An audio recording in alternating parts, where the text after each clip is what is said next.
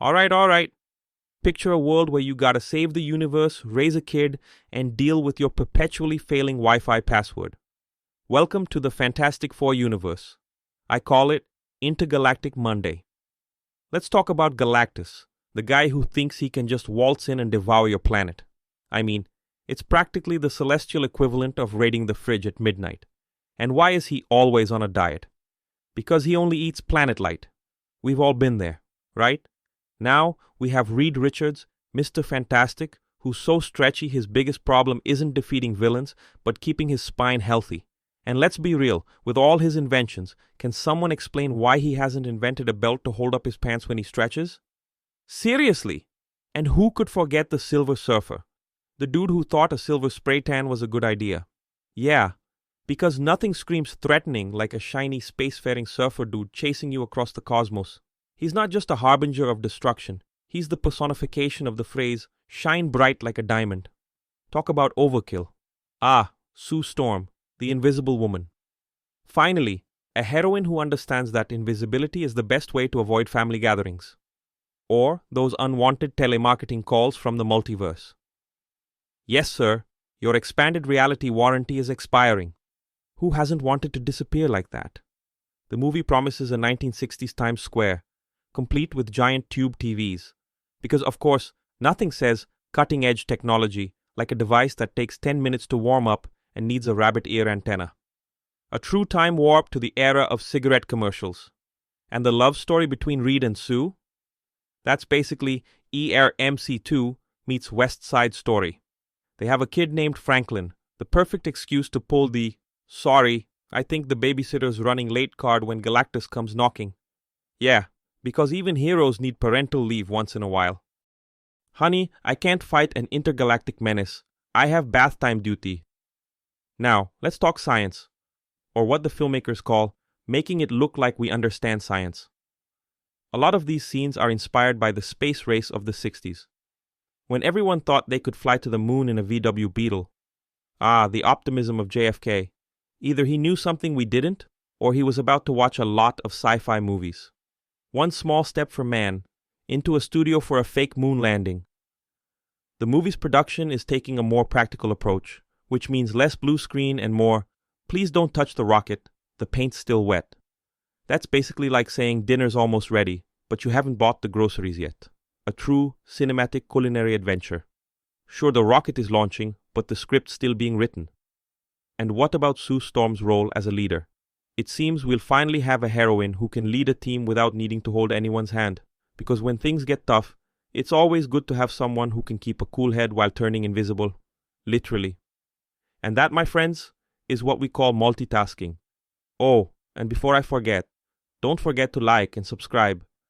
Because, just like quantum physics, it's something everyone pretends to understand. But really, honestly, only does because everyone else is doing it. Come on. Join our community of explorers of the impossible. Like and subscribe or Galactus might eat your planet. So, what do you think about the upcoming Fantastic Four movie? Leave your thoughts in the comments.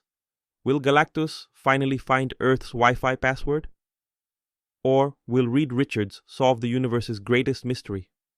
Where do all the socks disappear to in the dryer? Until then, keep dreaming of universes where you're still the main character and not victim number 2 of the alien attack. Good night, folks. Night. And now, let me take you to the next level of our cosmic plot, where the lines between reality and fiction become thinner than ever. Imagine Reed Richards, immersed in his endless equations, when suddenly he discovers an anomaly in space-time, something that, if not corrected, could unravel the very fabric of the universe. He has to act fast, but he also promised to be home in time for dinner. Because saving the world is cool, but keeping the peace at home is a superpower in itself. Honey, I Shrunk the Universe, but the kids still need to be fed. Meanwhile, Sue Storm finds a way to use her invisibility even more creatively. She discovers she can bend light in such a way that it creates realistic holograms. Now, she can not only disappear, but she can also create incredible illusions to outsmart her enemies. Imagine the possibilities. And yes, you guessed it, she also uses it to play hilarious pranks on her teammates. Who wouldn't want that ability at home? I replaced their lunch with a hologram sandwich. Best prank ever. And then there's the thing. Our favorite rock-solid hero. He's on a personal journey to discover his roots and understand his transformations. On an unexpected mission, he finds an ancient underground civilization that shares his rocky condition. They have answers that could change everything he thinks about himself. But is he ready to listen? And will he be able to bring back a souvenir that isn't just another rock for his collection? Maybe I can finally find a decent moisturizer. Oh, and we can't forget the Silver Surfer. He's torn between his loyalty to Galactus and his desire to protect Earth.